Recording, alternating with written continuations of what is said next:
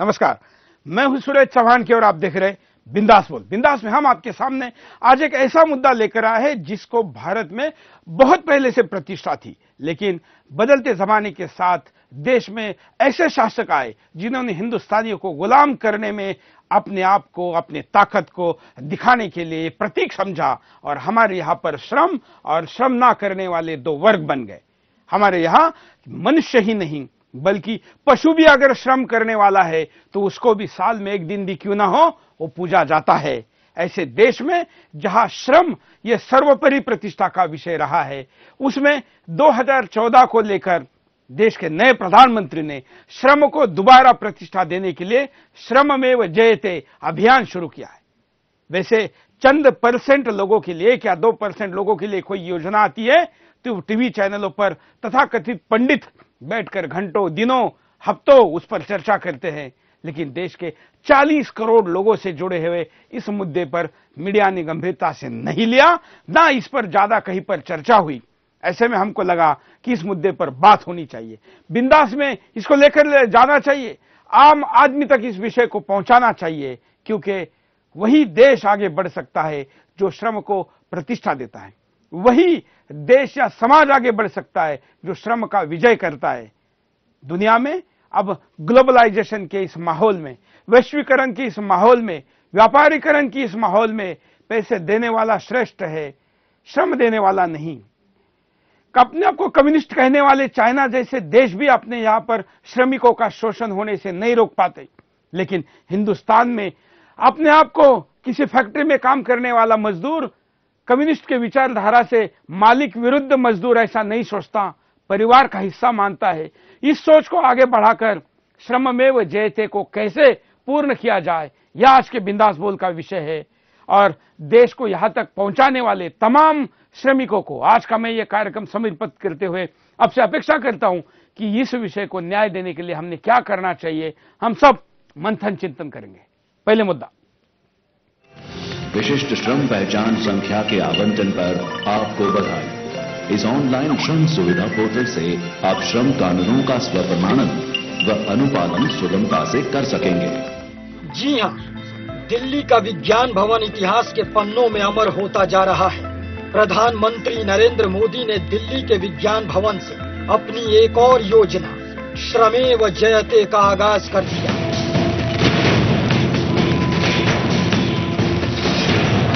श्रमेव जयते, विकास के बढ़ते कदम। विज्ञान भवन में श्रम सुधार को लेकर 4 योजनाएं शुरू की गई। ये योजना पंडित दीनदयाल उपाध्याय श्रमेव जयते कार्यक्रम के तहत लॉन्च की गई। मोदी सरकार को भरोसा है कि लाखों मजदूरों को इस योजना से काफी राहत मिलेगी। निवेश को बढ़ावा देने के लिए और मेक इन इंडिया कैंपेन को सफल बनाने के लिए पीएम मोदी ने श्रमेव जयते योजना का आरंभ किया। मोदी की माने तो इसका सबसे ज्यादा फायदा आईटीआई के छात्रों को होगा। उन्होंने कहा 2020 तक दुनिया में करोड़ों कामगारों की जरूरत होगी। अभी देश में 2,82,000 प्रशिक्षु हैं, जबकि सीटें 4,09,000 की हैं। प्रशिक्षु योजना को दुरुस्त बनाने की पहल हुई है। योजना मार्च 2017 तक 1 लाख प्रशिक्षुओं को सहयोग प्रदान करेगी। साथ ही हमें श्रम को देखने का नजरिया बदलना चाहिए। आईटीआई वालों को हीन भावना से देखा जाता है, ये सही नहीं है। कोई आईटीआई वाला मिले, नहीं यार वो आईटीआई में काम करता है, चलो यार वो तुम आईटीआई वालों चलो।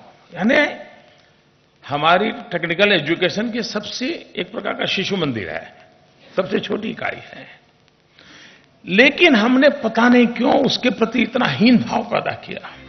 इन योजनाओं की शुरुआत करते हुए पीएम मोदी ने कहा कि जितनी ताकत सत्यमेव जयते की है, उतनी ही ताकत श्रमेव जयते की है। जितनी ताकत सत्यमेव जयते की है, उतनी ही ताकत राष्ट्र के विकास के लिए श्रम एव जयते की है। अभी तक के इतिहास में किसी सरकार ने ऐसी पहल नहीं की थी।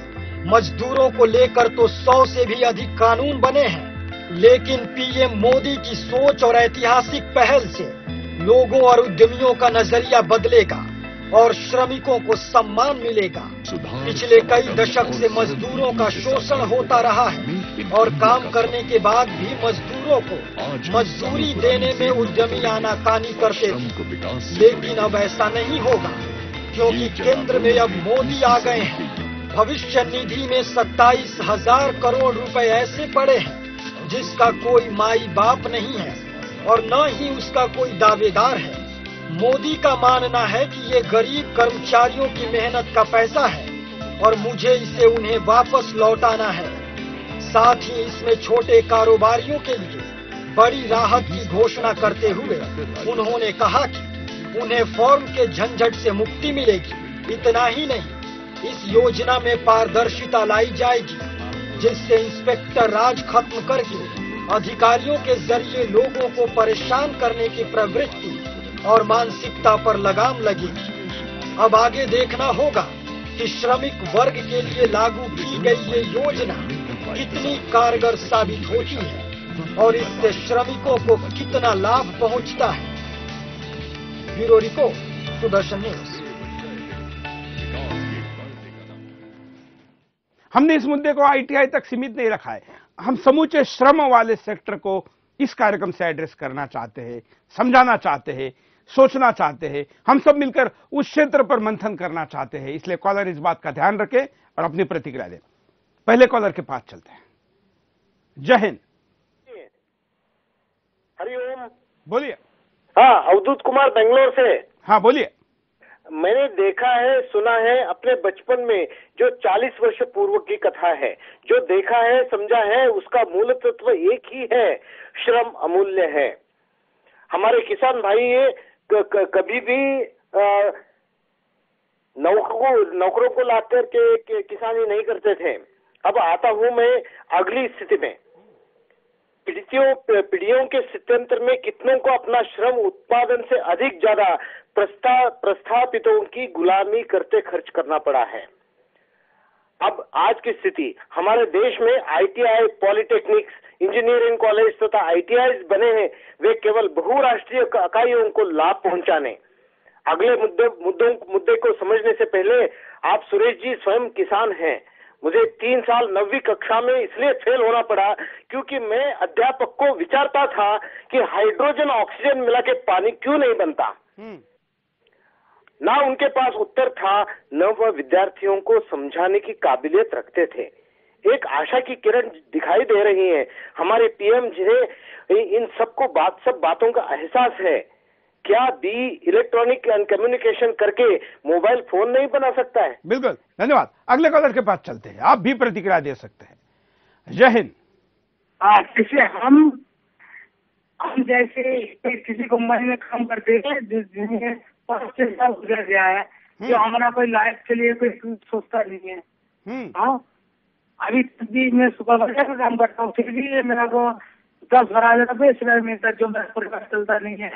रिक्वेस्ट करने का बाद भी इसने सुनता भी नहीं है। बिल्कुल, धन्यवाद। हम आपको एक फिल्मी शॉट के द्वारा दिखाते हैं कि लोग छोटा काम करने वाले को छोटा व्यक्ति समझते हैं। अर्थात ऐसा नहीं है, लेकिन समाज में सरंजामशाही तरीके से, या जिसको हम ये कहे कि कुछ ऐसा वर्ग विकसित हुआ जो अपने आप को केवल पैसे के आधार पर और छोटा या कम पैसे का काम करने वाले को तुच्छ मानने लगा। ये देखिए।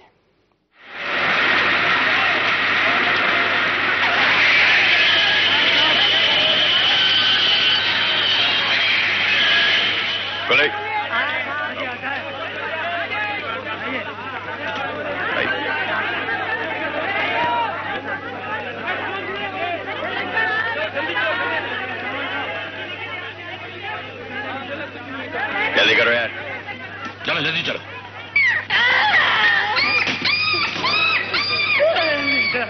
कुत्ते को गिरा दिया। दलील कमीने, मेरे कुत्ते को गिरा दिया। ब्लडी फूल।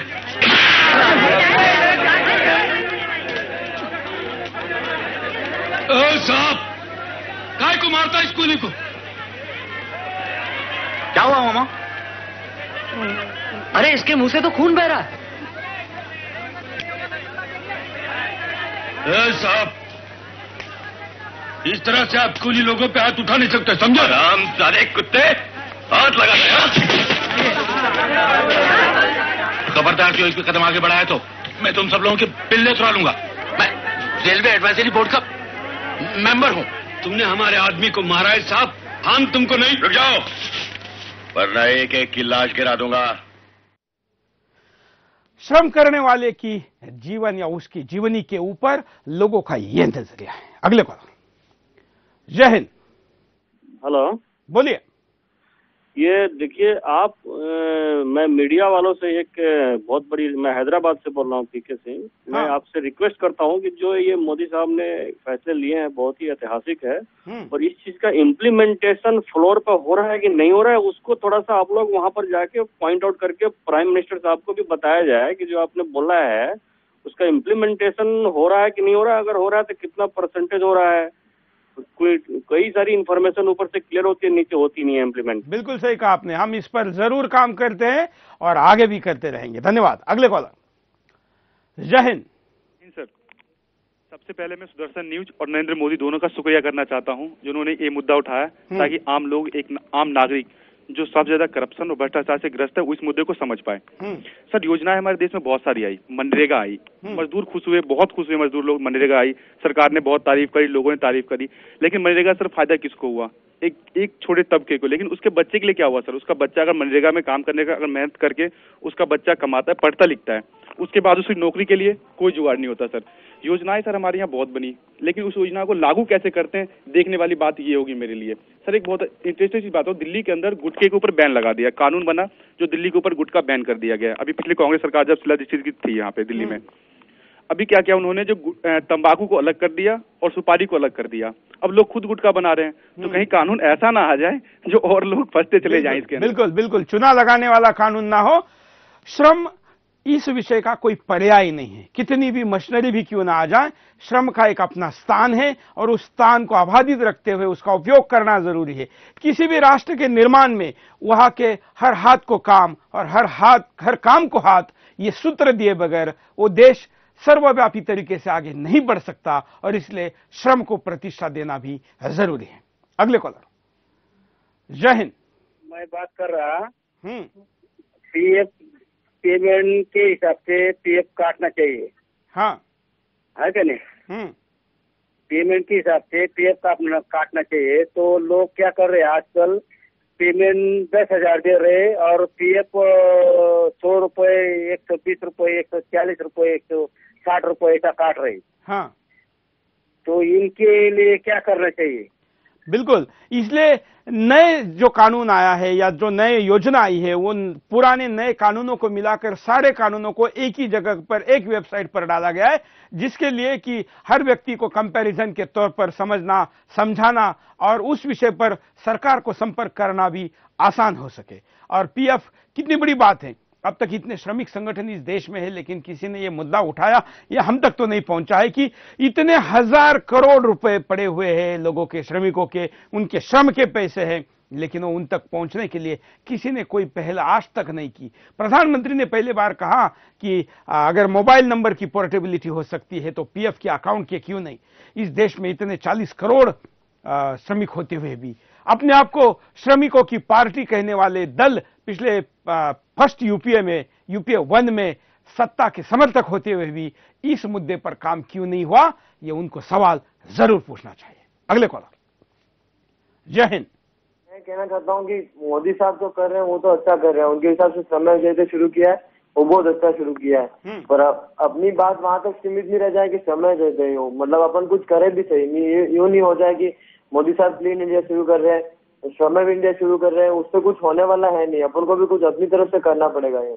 बिल्कुल, और इसीलिए हम केवल योजना पे बात नहीं कर रहे, हम पूरे सेक्टर के विषय में आपकी प्रतिक्रिया जानना चाहते हैं कि आखिर क्या कारण रहे, क्या आज तक हम यहीं पर अटके रहे, क्या परिणाम इसके हुए और क्या उपाय हुए, इन तीनों तरीके से हम चर्चा करना चाहते हैं, इसलिए जरा कारण भी देख लेते हैं। पूंजीवाद को बढ़ावा देना। पूंजीपति पिछले कई दशक से मजदूरों का शोषण करते आ रहे हैं। मानवता को ताक पर रखकर पूंजीपति वर्ग उद्योगों में काम करने वाले मजदूरों के साथ जानवरों से भी बदतर व्यवहार करते हैं और उन्हें हीन भावना से देखते हैं। यही कारण है कि आज तक श्रमिकों को सम्मान नहीं मिल पाया और न ही उन्हें प्रतिष्ठा की दृष्टि से देखा जाता है। निर्धारित समय से ज्यादा काम लेना। श्रमिक जिस कंपनी में काम करते हैं वहां पर उनके साथ बहुत ही बुरा बर्ताव होता है। श्रमिक अपने काम पर जाते तो समय से हैं, लेकिन वो निर्धारित समय के बाद भी कंपनी में काम करते हैं क्योंकि उन्हें जबरन रोक कर रखा जाता है। जितनी मजदूरी उन्हें मिलनी चाहिए उतनी नहीं मिलती है और वो अपने ऊपर बैठे अधिकारियों के जरिए शोषित भी होते हैं। अलग अलग राज्य में कानून के तहत तो उनके वेतन का निर्धारण हुआ, लेकिन उन्हें उतना मिलता नहीं है। ऊपर बैठे अधिकारी उनका हक मार जाते हैं। यूनियन का लोचा। किसी संस्थान में काम करने वाले श्रमिकों का अपना एक यूनियन होता है जो उन्हें संचालित करता है और उनके मांगों को पूरा करवाता है। ये यूनियन वाले भी अपने ही संगठन से जुड़े श्रमिकों के साथ धोखा करते हैं। कभी कभी मजदूर जब अपनी मांग को लेकर संस्थान के सामने धरना प्रदर्शन करते हैं, उस स्थिति में कंपनी का मालिक यूनियन नेता से मिलकर मामला रफा दफा कर देता है और श्रमिकों को पता भी नहीं चलता है। जब वो यूनियन नेता से पूछते हैं तो वो उन्हें गोल मोल घुमा देता है। प्रशिक्षु मजदूरों का अभाव। अभी देश में 2,82,000 प्रशिक्षु मजदूर हैं, जबकि सीटें 4,09,000 की हैं। देश में प्रशिक्षु योजना को दुरुस्त बनाने की जरूरत है क्योंकि प्रशिक्षु मजदूरों को ज्यादा तवज्जो नहीं मिलती है और उनके ऊपर बैठे अधिकारी उनका मजाक उड़ाते हैं। मजदूर वर्ग को सम्मान नहीं मिलने में ये भी एक अहम कारण है। कॉलर के पास चलते हैं। जय हिंद। हुसैन पार्टी बोल रहा हूँ, झुंझुनू राजस्थान से। बोलिए सर, ये से कर रहा हूँ कि मोदी जी ने बहुत अच्छा काम किया है। अभी मोदी जी से बहुत प्रेरणा मिल रही है मुझे। मैं हैंडीकैप हूँ, मैं बहुत ही इनको सराहना करता हूँ कि इन्होंने जो काम किया है देश में वो बहुत ही अच्छा किया है और मीडियम लोगों के लिए बहुत ही अच्छा काम करने के लिए मोदी ने कैसा काम किया, इससे भी ज्यादा हम प्रतिक्रिया चाहेंगे कि श्रममेव जयते यशस्वी कैसे होगा, इस पर अपनी बात को कहे। ठीक है, मैं चाहता हूँ कि इनके विकलांगों के लिए जरूर करें। धन्यवाद। मैं कॉलर को कहूंगा कि इस योजना के यशस्वी होने की दिशा में क्या करना चाहिए ये जरूर बताएं। अगले कॉलर। जय हिंद। बोलिए, क्या कहना है आपको? मेरे को ये कहना है कि हमारे यहाँ राजस्थान में वो मजदूर है जो मनरेगा के, वो बिल्कुल कम क्यों है और जैसे हरियाणा ये राज्य इसमें ज्यादा क्यों है मजदूरी? मतलब हम मनरेगा पर अलग से बात करेंगे। आज हम इसी विषय पर आपकी प्रतिक्रिया चाहेंगे। अगले कॉलर के पास चलते हैं। जय हिंद। बोलिए, क्या कहना है आपको? सर, ऐसा है कि जो श्रम वाला बनाया है मोदी जी ने, ठीक है, केवल योजना बनाने से कुछ नहीं, तो उसको लागू करने पर भी होता है। और जो क्योंकि मैं प्राइवेट सेक्टर में नौकरी करता हूँ, दवा एजेंसी में हूँ, ठीक है, और उसमें क्या होता है, लेबर इंस्पेक्टर साहब आते हैं, जेब गर्म करके फिर चले जाते हैं। ठीक है, अगर ऐसे रिश्वत कोई चलती रहेगी तो आप लाख नियम कानून बना लें, तो गरीबों का जो प्राइवेट नौकरी जो सर्विस कर रहे हैं उनका कुछ नहीं भला नहीं होना सर। ठीक है, क्योंकि मैं जानता हूँ, मैं इसलिए मैं बता रहा हूँ आपको, जो प्राइवेट अब तक जो होता आया है उसको देखते हुए लोगों में निराशा है और ऐसा होना स्वाभाविक भी है, लेकिन ये आगे ना हो इसीलिए तो पूरा 1 घंटा बिंदास में हमने आपके सामने इस मुद्दे को लाया है। राजनीतिक मसालेदार विषय लाने के बजाय हम इस बुनियादी विषय को आपके सामने इसलिए लेकर आए हैं क्योंकि इस पर हम गंभीरता के साथ, गहराई के साथ चिंतन कर सकें। अगले कॉलर। जय हिंद। हाँ सर, मैं क्या बोल रहा हूँ सर, जो गुजरात में किसान लोगों को जो फैसिलिटी मिलती है सर, जो छूट मिलती है, वहाँ पे होंडा इंजन मिलता है सर। हेलो। हाँ सर, मैं क्या बोल रहा हूँ, मोदी जी के राज्य में गुजरात के अंदर जो इंजन पाइप जो पानी किसानों को मिलता है सर, वो अपने राजस्थान, तमिलनाडु या महाराष्ट्र में दूसरे राज्य में मिलेगा सर, वही चीज है। चलिए, यह अलग विषय है। हम दर्शकों को कहेंगे कि इसी विषय पर बने रहे, जिस विषय पर हम आज का विषय आपके सामने लेकर आए हैं। हम ब्रेक के बाद आपको दिखाएंगे कि कैसे मजदूरों के नाम पर राजनीति करने वाले दलों ने या संगठनों ने मजदूरों का और पूरे उद्योग क्षेत्र का शोषण किया। रुकते एक छोटे से ब्रेक के लिए, बिंदास जारी।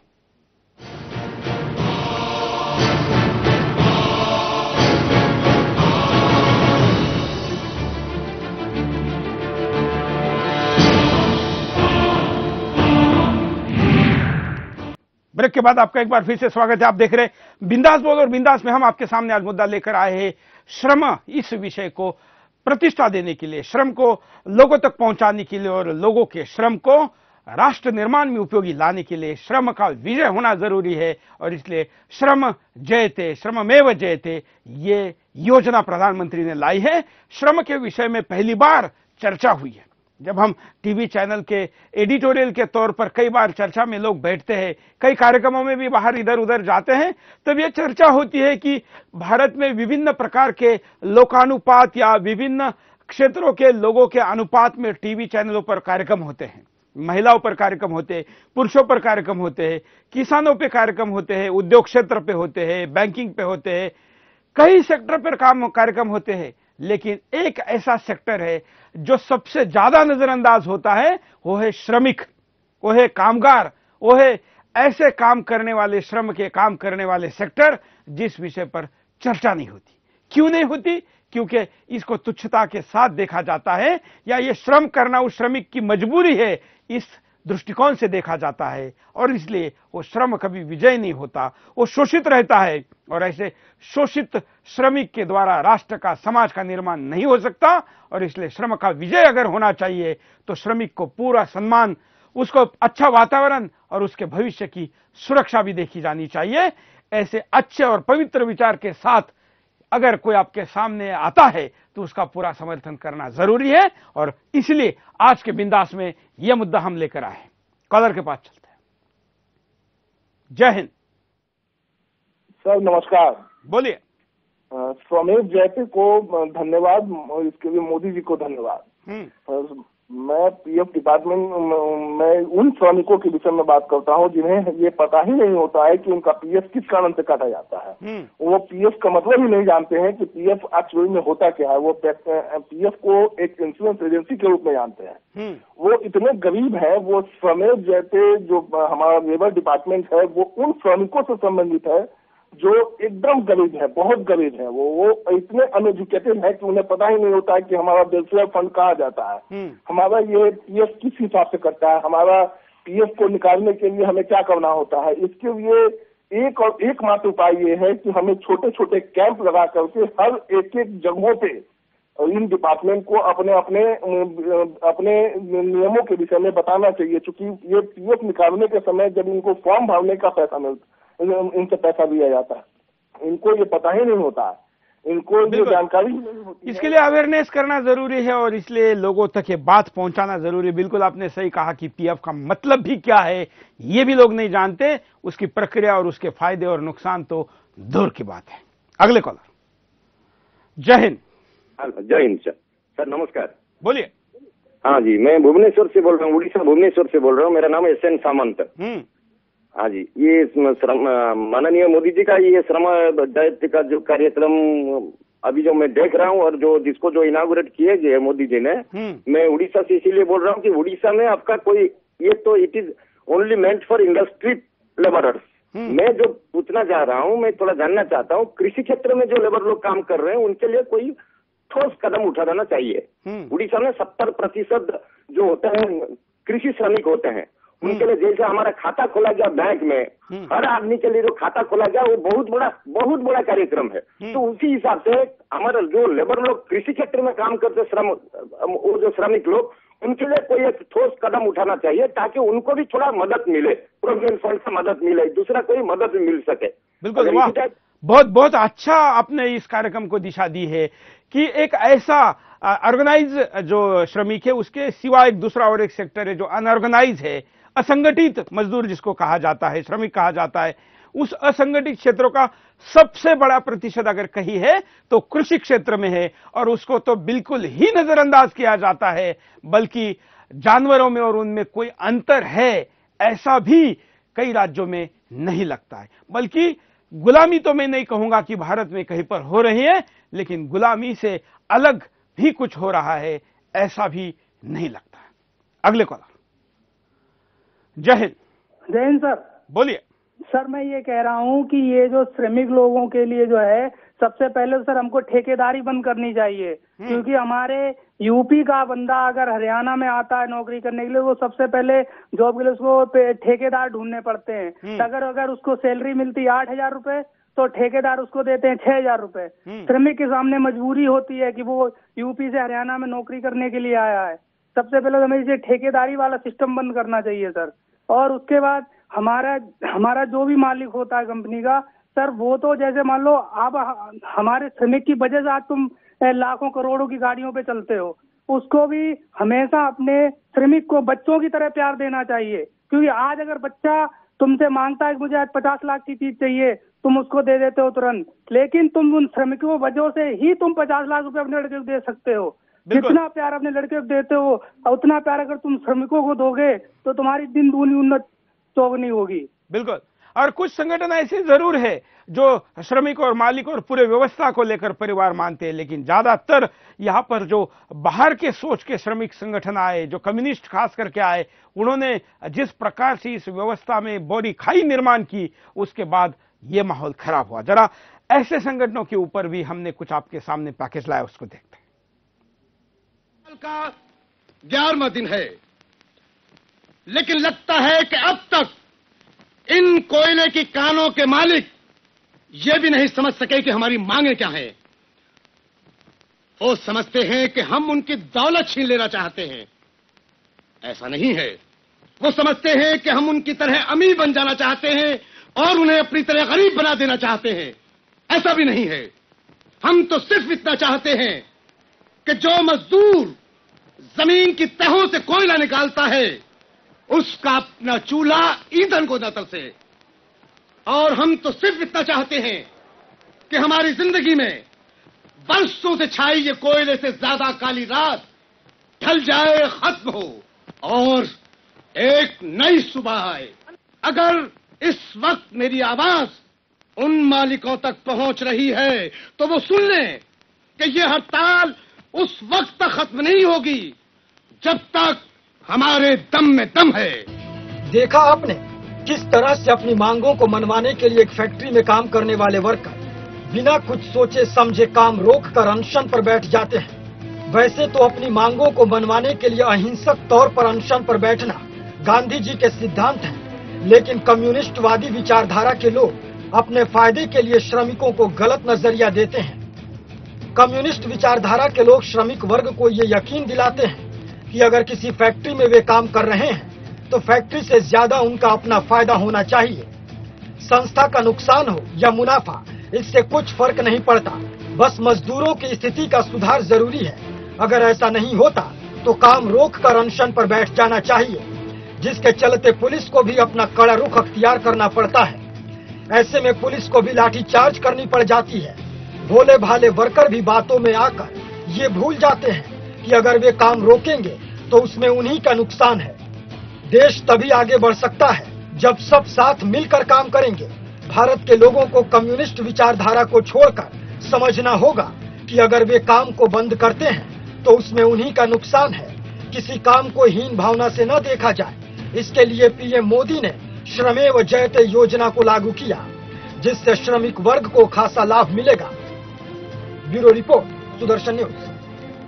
भारत में कई बड़ी बड़ी इंडस्ट्रीज कई क्षेत्रों में, जैसे मुंबई में कपड़ों की मिलें थी और भी कई जगह पर अलग अलग प्रकार की इंडस्ट्री थी, वो मजदूरों को हाथ में लेकर वहां पर उसको ऐसी लंबी लंबी स्ट्राइक को किया गया कि पूरी इंडस्ट्री चौपट हो गई, पूरे कारखाने बंद पड़ गए, पूरी फैक्ट्रियां बंद हो गई, यहां तक कि वो पूरी इंडस्ट्री वहां से उठकर दूसरी जगह चली गई। इसमें कई विदेशी संस्थाओं का भी हाथ रहा, कई विदेशी उत्पादकों का भी हाथ रहा। तो इसको इस्तेमाल करने के तौर पर, मोहरे के तौर पर मजदूर को इस्तेमाल किया गया, वो किसी संगठन, मजदूर संगठन के द्वारा किया गया। इसके कई उदाहरण भी सामने आते हैं। अगले कॉलर। जय हिंद। नमस्कार जी, मैं दीनदयाल बोल रहा हूँ, बोलिए। अमेरिका से। ये बहुत अच्छा मुद्दा है। इसके ऊपर जो श्रम आपका ये नया प्रोग्राम जो बनाया मोदी जी ने, इनके लिए यही अच्छा है कि जो नीयत है लोगों की वे भी बदलनी चाहिए मजदूरों की तरफ। जो एडमिनिस्ट्रेशन है उसकी भी नीयत इसके ऊपर बदलनी चाहिए। ये नहीं कि मजदूर को अपना पूरा सम्मान ना मिले, इसके लिए पूरी कोशिश दिल से होनी चाहिए। ये बहुत अच्छा मुद्दा उठाया है। बिल्कुल, धन्यवाद। धन्यवाद। अगले कॉलर। जय हिंद। जय हिंद सर। बोलिए। हाँ सर, मैं ये कहना चाहता हूँ कि सरकार ने ये योजना बनाई है, ये बहुत ही अच्छी योजना है। इसके अंदर सरकार को ये करना चाहिए सर, श्रमेव जयते के अंदर के किसी यूनियन के हाथ में ना दे ये, और सरकार खुद अपने हाथ में रखे, राज्य सरकार है, और वो डिस्ट्रिक्ट के अंदर डीएम के हाथ में रखे, और हर मजदूर को एक ऐसा कार्ड दिया जाए जो डीएम के संपर्क में हो, उनके साथ में काम देख रेख करे। हमारे देश को ऐसा प्रधानमंत्री मिला है तो उसकी कदर करनी चाहिए। बस यही कहना था मुझे सर। धन्यवाद। अगले कॉलर। जय हिंद सर, मैं राजस्थान अलवर से बोल रहा हूँ। बोलिए। ये जो श्रमोदय जयते है मतलब मोदी जी ने मतलब शुरुआत किया था, ये बहुत अच्छा काम है, लेकिन ये जो है आपका बहुत कठिन भी है। हाँ। इसमें क्या है, अगर सेक्टर में मतलब देखा जाए तो हमारे हिंदुस्तान में अभी 90% श्रमजीवी है, मतलब कोई शिक्षित है कोई अशिक्षित है, लेकिन ज्यादातर 80% जो है हमारे अशिक्षित है, जो श्रम करते ही जा रहा है, लेकिन उसका मापदंड जो है उनके पास नहीं है। तो इसलिए मैं सरकार से ये गुजारिश करूंगा कि जो सब हर क्षेत्र में ये एक मतलब मानदंड बनाए और उनको जो मतलब पारिश्रमिक है वो जायज मिले। अगर इतना ही होगा तो हमारे विकास की गति जो है ना, जो मोदी जी ने सपना देखा है, ये बिल्कुल मतलब उड़ने लग जाएगा। और ये चीज हमारे सबसे पहला काम ये करना चाहिए था सरकार को, लेकिन आज 65 साल से ये चीज जो नहीं हुआ, आज हो रहा है। इसलिए हम सब श्रमिक की तरफ से बहुत खुश है, लेकिन इसको नीचे तक करना चाहिए, मतलब और नीचे तक अगर इसको इम्प्लीमेंट करेंगे तभी ये विकास और आपका जो मेहनत है तो ये सब सफलता में मतलब आ जाएगा। Thank you. धन्यवाद। अगले कॉलर के पास चलते हैं। जय हिंद। चौहान साहब बोलिए। हरिओम, नमस्कार जी। जगदीश बोल रहा हूँ, हिमाचल प्रदेश कांगड़ा से सर। हाँ जी, मैं सेक्टर 57 नोएडा में नौकरी करता हूँ वैसे। तो मैं हमारी कंपनी के ऐसे पोजीशन कर दी है इन लोगों ने, मतलब श्रमिकों का इतना शोषण हुआ है कि अभी इसी महीने पूरे श्रमिकों का हिसाब कर दिया गया है। वो क्यों? ये चीजें भी मतलब प्रधानमंत्री जी ने जो योजना लाई है श्रमिकों के लिए, तो ये किस लिए वो बचाव की तरफ बढ़ा रहे हैं श्रमिकों को, और ये लोग शोषण करने पे बैठे हैं जी। तो इसके लिए क्या किया जाए? बिल्कुल बिल्कुल, ऐसी सारी समस्याओं को एक प्लेटफॉर्म पर लाना चाहिए, चर्चा होनी चाहिए, मुद्दा होना चाहिए।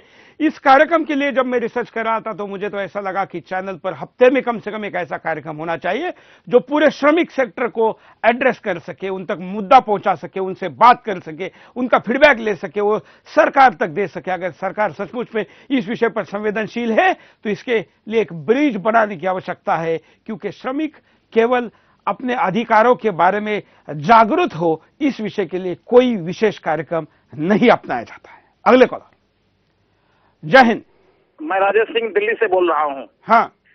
सरकार तो हर एक कानून बनाता है श्रमिकों के लिए। हाँ। लेकिन सरकार के द्वारा जो स्थापित एजेंसियां हैं जैसे श्रम कार्यालय, हाँ। ये श्रम कार्यालय ही क्या कहते हैं प्रबंधकों को एक राय बताता है कि इस तरह से तुम करो, श्रमिक इस तरह से कौन होगा। आज सरकार के दिल्ली में इतने सिक्योरिटी एजेंसियां हैं, ना तो किसी के पास लाइसेंस है, ना कोई ईएसआईसी जमा करता है, ना पीएफ जमा करता है। बहुतों में धांधली हो रही है। लेकिन सरकार के नाक के नीचे आज जो भी सरकार हो, कांग्रेस की सरकार हो, बीजेपी की सरकार हो, लेकिन दिल्ली जैसे महानगर में ऐसा धंधा चल रहा है। सरकार की इस पे कोई नजर नहीं है, जबकि दिल्ली में ये नियम बनाया हुआ है कि 7 तारीख तक पेमेंट हो जाना चाहिए। लेकिन कई ऐसी एजेंसियां हैं, कई ऐसी कंपनियां हैं जो कि एक एक महीने के बाद पेमेंट करती है। क्या कभी किसी श्रम कमिश्नर ने या श्रम अधिकारी ने जा के कंपनियों में पता किया है कि किसका सैलरी कब होता है? बिल्कुल। और आप तो उस एजेंसी के बारे में बोल रहे जो सिक्योरिटी एजेंसीज है, यहाँ पर 30% लोगों को तो काम लेने के बाद निकाल दिया जाता है और पैसे मांगने पर धमकाया जाता है। कई ऐसी सिक्योरिटी एजेंसीज है जिनमें काम करने वाले लोगों का होने वाले शोषण को अगर देखे तो गुलामी की याद आती है। अगले कॉलर। जय हिंद। बोलिए, क्या कहना है आप? हेलो। नमस्कार जी। नमस्कार। मैं लकड़ी का काम करता हूँ। हाँ। कई जगह काम करता हूँ और मजदूरी नहीं मिलती है, और कहते हैं लोग कि काम करा करके नहीं देते हैं, तो उसके लिए क्या मोदी साहब करेंगे? बिल्कुल। और दूसरी बात है कि सहारा बैंक में मैंने 10 रुपये जैसे होता है ना रोज का 10 रुपये उसमें डाला तो वो भी मेरा पैसे जब्त हो गया। वो भी नहीं मिला है आज तक। बिल्कुल, और इसलिए ऐसे जगह पर पैसे डालने के पहले 100 बार सोचना चाहिए। सबसे बड़े फ्रॉड अगर किसी के बारे में होते हैं तो इन शोषित वर्गों के बारे में, इस मजदूर वर्गों के बारे में, श्रमिकों के बारे में होते हैं। छोटे छोटे पैसे इनके करोड़ों की संख्या में लिए जाते हैं। भले लेने की अमाउंट कम हो, लेकिन वो अनुपात इतना बड़ा होता है कि वो अमाउंट बहुत बड़ी बन जाती है। बड़े बड़े उद्योग घराने भी ऐसे भ्रष्टाचार की योजनाओं में लिप्त हैं और यही कारण है कि सबसे बड़ा शोषण इन्हीं सेक्टर में होता है। जरा परिणाम देखते हैं। श्रमिकों का हड़ताल पर जाना। श्रमिकों को जब संस्थान में उनका हर्जाना नहीं मिलता है या कोई मांग संस्थान का मालिक नहीं मानता है तो वो धरना प्रदर्शन पर उतारू हो जाते हैं, जिससे विकास का काम रुकता है और बेवजह परेशानी बढ़ती है। इतना ही नहीं, मजदूर की मांग समय रहते नहीं मानी जाती है तो वो और हिंसक रूप ले लेते हैं। सड़कों पर आगजनी और तोड़फोड़ करने पर भी उतारू हो जाते हैं। संस्थान में तालाबंदी। यूनियन के चक्कर में आकर श्रमिक एक साथ कंपनी में काम करने से इनकार कर देते हैं और एक के बाद एक अपनी मांगों को संस्थान के मालिक पर थोपने लगते हैं। उन्हें ये पता नहीं होता है कि कंपनी मुनाफे में चल रही है या घाटे में। यूनियन नेता जो कहता है वो वही करते हैं, जिसका परिणाम ये होता है कि संस्थान में ताला लटक जाता है। काम के लिए दर दर भटकना। यूनियन के चक्कर में मजदूरों को काम की तलाश में दर दर भटकना पड़ता है, क्योंकि किसी एक संस्थान से निकाले जाने के बाद या अपनी मांगों को लेकर धरना प्रदर्शन करने के बाद उन श्रमिकों को किसी दूसरे संस्थान में काम नहीं मिलता है। वो रोजी रोटी की तलाश में कंपनी दर कंपनी भटकते रहते हैं। ऐसी स्थिति में श्रमिक और संस्थान दोनों को नुकसान होता है। हम यहाँ पर रुकते एक छोटे से ब्रेक के लिए। ब्रेक के बाद दोबारा आएंगे बिंदास बोलचाल।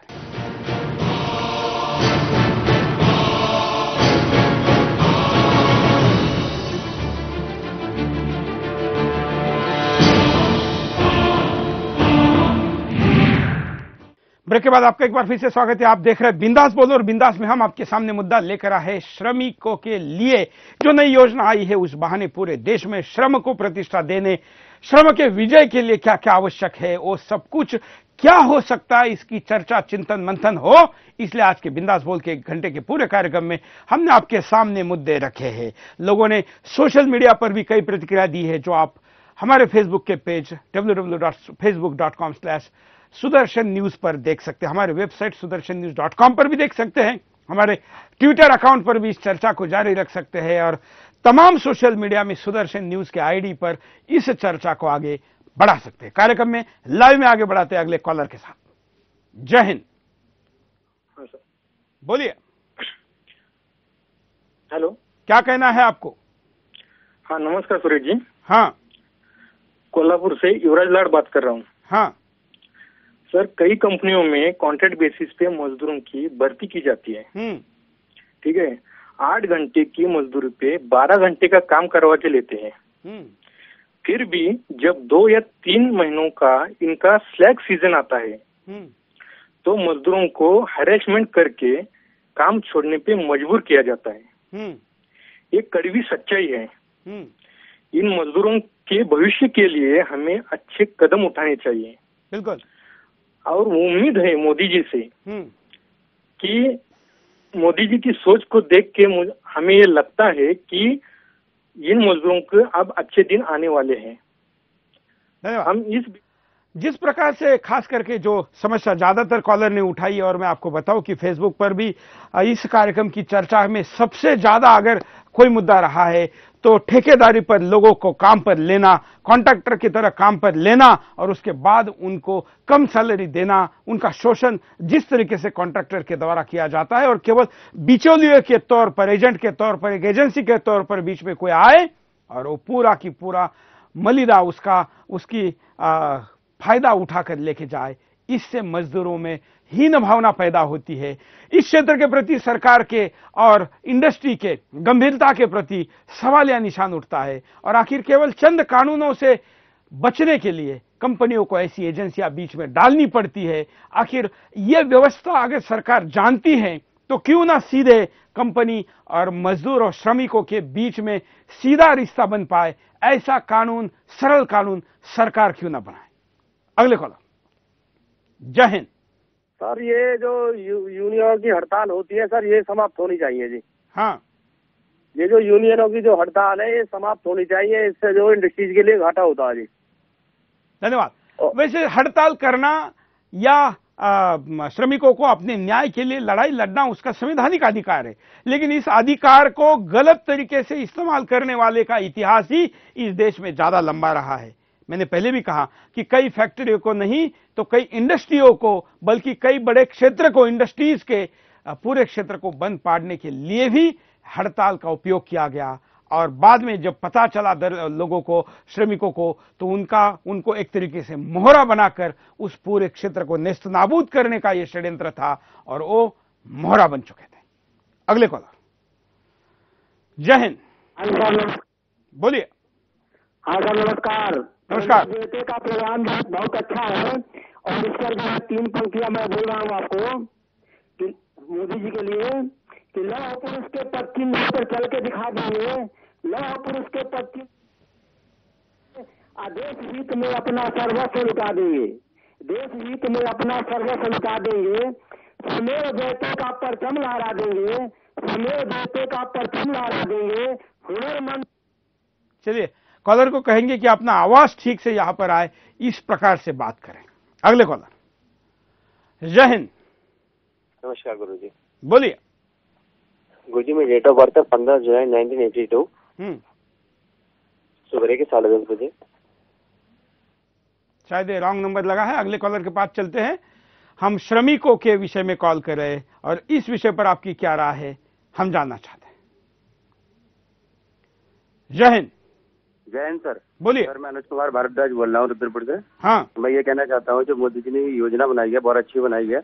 ये क्या करते हैं सर, जो कॉन्ट्रैक्ट वाले कंपनी में होते हैं, ये लेबर को लाते हैं, उसका पीएफ नंबर और ईएसआई नंबर बनाते हैं, फिर कुछ दिनों बाद दोबारा ब्रेक दे देते हैं। ब्रेक देने के बाद में नया ईएसआई नंबर और पीएफ नंबर दे देते हैं, जिससे कि उन्हें लाभ नहीं होता, हानि होती है।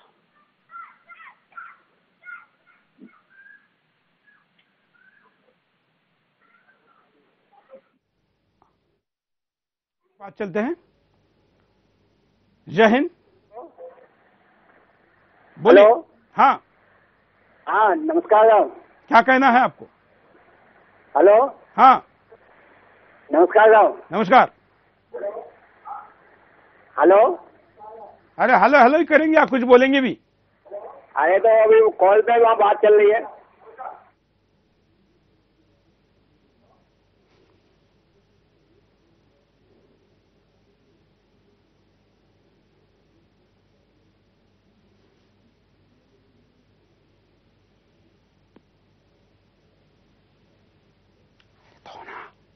हाँ सर, नमस्कार। मैं पिंटू सिंह बोल रहा था। बोलिए। कोरबा से। हाँ। हम लोग ये जानना चाहता है, कानून तो बहुत पहले से बना है। हाँ। पर इसमें लागू करने के लिए हमारे सरकार को थोड़ा ध्यान देना चाहिए, है ना। और हम लोग को बहुत शोषण होता है इस बीच में, कॉन्ट्रैक्टर वगैरह है सब, हम लोग खुद ठेकेदारी वर्कर हैं। बिल्कुल, आप लोगों की ये जो बात है ये हम प्रधानमंत्री तक जरूर पहुंचाएंगे, क्योंकि आज के दोपहर को 2 बजे को इस कार्यक्रम को जब हमने अनाउंस किया तब से लेकर अभी तक जो मेजॉरिटी प्रतिक्रिया आई है, अगर किसी एक विषय पर गंभीरता के साथ है तो कॉन्ट्रैक्टर के द्वारा है, ठेकेदारों के द्वारा है, एजेंसी के ऊपर है और इस बिचौलियों के ऊपर है। और इसलिए अगर सरकार इस विषय पर गंभीरता से आगे बढ़ रही है तो इन बिचौलियों को बीच में कैसे निकाला जाए, या उनके द्वारा जिन्होंने मजदूरों को संगठित करके मजदूरों को लेकर संस्था के लिए काम करना है, उन्हीं के द्वारा होने वाले शोषण को रोकने की क्या व्यवस्था की जाए, इस पर सरकार ने जरूर कदम आगे बढ़ाना चाहिए। इसलिए श्रम मंत्री के साथ प्रधानमंत्री के पास हम इस मुद्दे को जरूर पहुंचाएंगे। अगले कॉलर। जय हिंद। बोलिए। हेलो। हाँ नमस्ते सर। क्या कहना है आपको? आप महंगाई के बारे में, ये महंगाई इतनी बढ़ी हुई है, इसके बारे में क्या वो है? चलिए, उस मुद्दे पर हम बाद में बात करेंगे। हम दर्शकों को कहे कि आप किसी भी मुद्दे पर किसी भी कार्यक्रम में बात न करें, जिस दिन जो विषय है उसी पर बात करें। अगले कॉलर। जय हिंद। हेलो। बोलिए। क्या कहना है आपको? चलिए अगले कॉलर के पास चलते हैं। जय हिंद। को मिनिमम वेजेस भी नहीं मिलते। हाँ, और उनसे साइन करवाए जाते हैं मिनिमम वेजेस के ऊपर, बट दिए जाता है उनको कम पैसा। उनके लिए गवर्नमेंट की क्या स्कीम है, उनके लिए गवर्नमेंट क्या करेगी? इस पर तो उसने पहले आवाज उठाना चाहिए जिसके बारे में ये हो रहा है, जिसके साथ ये हो रहा है। माल इंडस्ट्री वाले ज्यादातर छोटे छोटे बिजनेस वाले दिखते हैं, वो मिनिमम वेजेस भी नहीं देते मजदूरों को, और वो उनसे साइन करवाते हैं ज्यादा अमाउंट के ऊपर, देते उनको कम अमाउंट है। तो इसके लिए क्या कर रही है गवर्नमेंट? बिल्कुल, ये मैंने कहा ना कि सबसे पहले उसका कर्तव्य है को इसके खिलाफ आवाज उठाए, और हम इस विषय में इनिशिएटिव लेंगे। अगर किसी के साथ ऐसा होता है तो हम तक बात पहुंचाए, हम इस बात को उचित प्लेटफॉर्म तक जरूर पहुंचाएंगे। हमारी लाइनें 24 घंटे चालू रहती है और हम समाज के विभिन्न क्षेत्रों की विभिन्न समस्याओं पर काम करते हुए आज महसूस करते कि 40 करोड़ लोग जिस क्षेत्र से जुड़े हुए हैं, ये एक महत्वपूर्ण क्षेत्र जरूर जरूर और जरूर दुर्लक्षित रहा है और इसको अब ध्यान में लाने की जरूरत है। अगले कॉलर। जय हिंद। जय हिंद। बोलिए, क्या कहना है आपको? जय हिंद। हाँ, सुत्राराम, गांव रंगला, जिला जालौर, राजस्थान से बोल रहा हूँ। हाँ, ये जो आपने मैटर लिया है ये बहुत अच्छी बात है, बढ़िया बात है। हाँ, इसके लिए आपको सरकार को थोड़ा बहुत ये कहना पड़ेगा कि इसके बारे में थोड़ा ज्यादा सोच विचार करके इस कानून को सही ढंग से लागू करे, जिससे श्रमिकों के बारे में अच्छी कामयाबी हो सके। बिल्कुल, धन्यवाद। हम जरा उपाय पे नजर डालते हैं कि क्या उपाय हो सकते हैं। देखिए, पूंजीपतियों को अपना रवैया बदलना होगा। श्रमिकों के प्रति पूंजीपति और उद्यमियों को अपना रवैया बदलना होगा। शोषण वाली मानसिकता को अपने अंदर से उन्हें निकाल फेंकना होगा।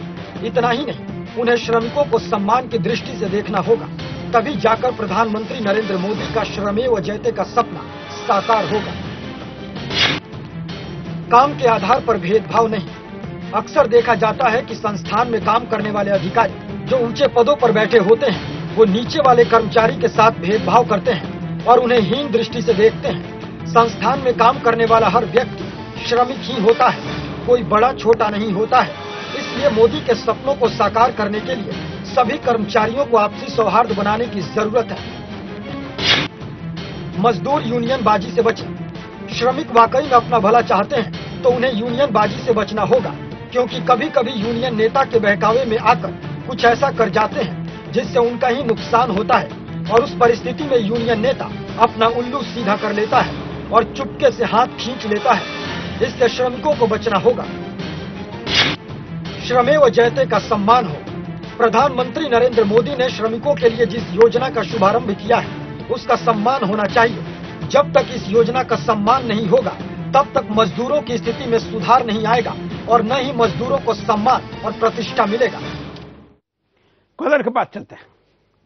जय हिंद। हरिओम। बोलिए। हाँ जी, मेरा नाम कृष्णा, मैं हैदराबाद से बोल रहा हूँ। हाँ, मैं कृष्णा है। ये जो कॉन्ट्रैक्ट जो आप बता रहे हैं, आपका जो प्रोग्राम देख रहा हूँ मैं, तो जो हर एक कॉन्ट्रैक्ट का जो होता है उसको लेके उनके लिए गवर्नमेंट के लिए लाइसेंस चाहिए, उनका जो बैंक अकाउंट से ये लोग को डीलिंग करना चाहिए, तब ये लोग लेबर लोग को जो जब उनका पीएफ सही कटेगा, वरना नहीं तो बैंक लोन ये जो लोग का रजिस्ट्रेशन जब नहीं होता तो ये लोग को बैंक अकाउंट जब नहीं होता तो ये लोग कुछ भी कर सकते हैं लेबर को। बिल्कुल ऐसा। बल्कि तो कई एजेंसियों को हम यहाँ पर देखते हैं कि वो एजेंसी के तौर पर जिससे सर्विस दे रहे उस कंपनी से तो पीएफ लेते हैं, बाकी भी सारे टैक्सेस लेते हैं, लेकिन वो अपने लेबर तक, मजदूरों तक, श्रमिकों तक नहीं पहुंचाते, बल्कि उनको पता भी नहीं होता कि उनके लिए उनके एवज में इस एजेंसी ने उस कंपनी से कुछ पैसे भी लिए। तमाम ऐसे कई विषय हैं। मुझे लगता है कि आज बस हमने इस विषय को छूने तक की ही बात कही है। इस विषय के गहराई तक जाने की जरूरत है, क्योंकि श्रम का विजय इतने सालों बाद भी नहीं हो पाया है, क्योंकि इसके साथ सही प्रकार से संघर्ष इसके समस्याओं के साथ हमने नहीं किया है। और इसलिए श्रम का विजय अगर करना है तो श्रम के खिलाफ लड़ने वाले तमाम शक्तियों के खिलाफ भी पूरे शक्ति से लड़ना होगा, और श्रम का विजय हो इसके लिए उसको न्याय देना पड़ेगा, उसकी ताकत देनी पड़ेगी, उसको पूरी स्फूर्ति देनी होगी, उसको कानूनी अड़चनों से लेके तमाम सामाजिक अड़चनों को भी, हमारे सोच को भी बदलना होगा, तब श्रमेव जयते हो सकता है। और प्रधानमंत्री ने सही कहा है कि श्रमेव जयते के बगैर सत्यमेव जयते नहीं हो सकता। बिंदास में क्या हो विषय, या आप हमें लिखकर भेज सकते हैं, ईमेल कर सकते हैं, हमारे सोशल मीडिया पर भी बता सकते हैं। हमारा पता है Sudarshan news, A84 sector 57 Noida. हमारा व्हाट्सएप, फेसबुक, वेबसाइट, ये सब स्क्रीन पर हम आपके सामने दिखा रहे हैं। इस पर आप अपनी प्रतिक्रिया हमको लिखकर या फोन कर भी भेज सकते हैं। आज के लिए इतना ही। जय हिंद।